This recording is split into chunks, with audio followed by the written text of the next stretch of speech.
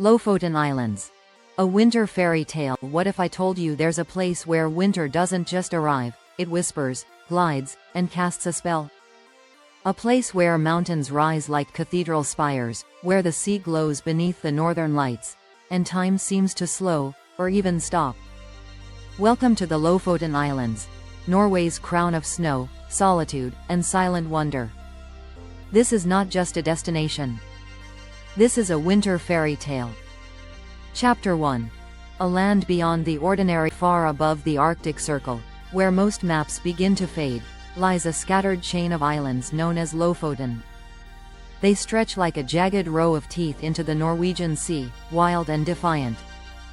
Here, nature hasn't been tamed, it has been revered, endured, and lived alongside for centuries. Despite their northern location, the Lofoten Islands are warmed by the Gulf Stream, creating a paradoxical climate. It's an Arctic wonderland with relatively mild winters, and yet, the dramatic beauty of these islands remains untouched, elemental, and raw. Winds howl through narrow fjords. Snow drapes the mountains like ancient cloaks.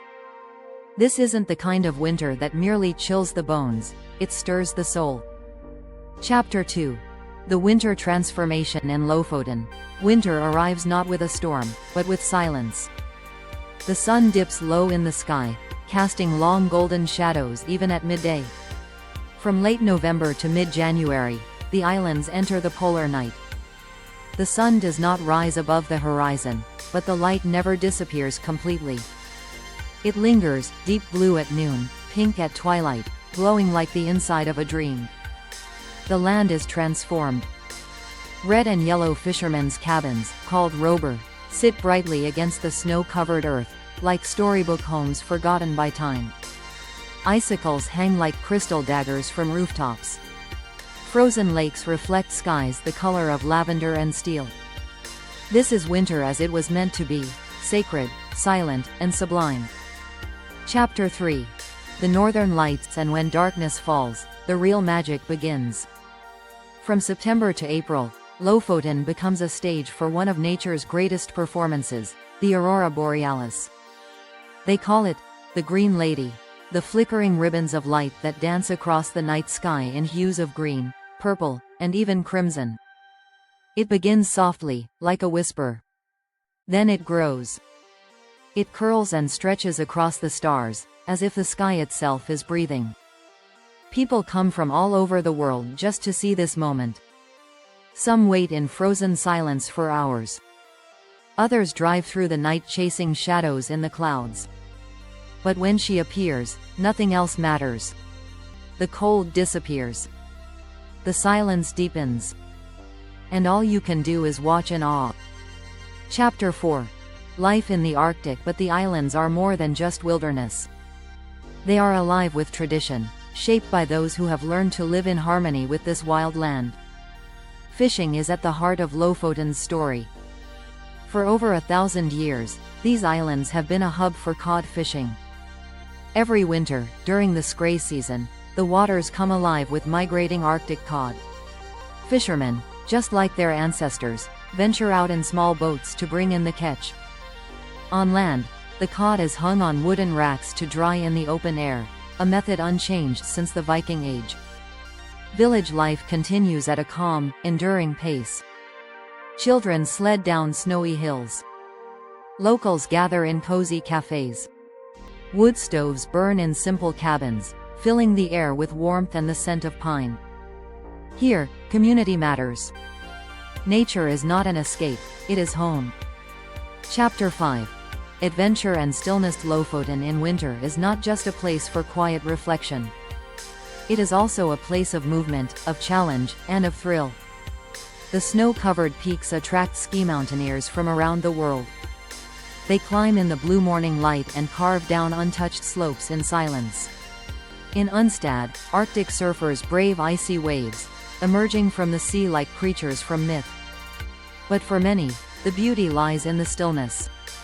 Snowshoeing across silent trails. Watching reindeer walk along the roadside. Listening to the crunch of frost beneath your boots. Or simply curling up by a fire as a storm howls outside, grateful to be exactly where you are. Chapter 6.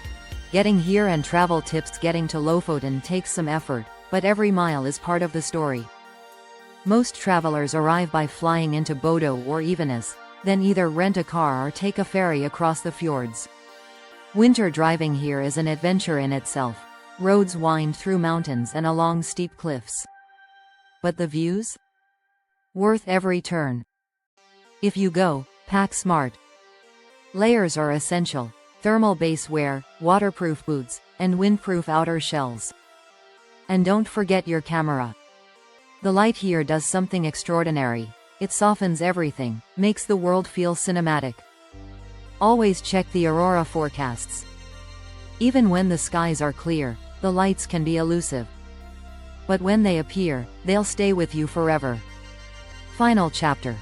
A fairy tale that stays with you. The Lofoten Islands are not a place you simply visit. They're a place that visits you. Long after you've left, something lingers. The sound of wind between mountains. The stillness of a snow-covered road.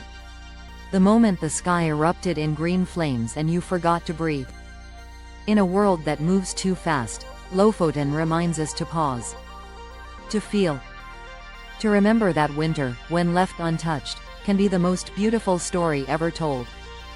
This is not just a place on the map. This is a fairy tale, and it's waiting for you. Thank you for joining us on this Arctic journey.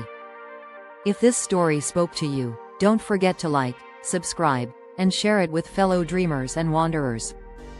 And tell us in the comments, would you brave the chill to witness this winter wonderland? Until next time, stay curious, stay warm, and keep chasing the light.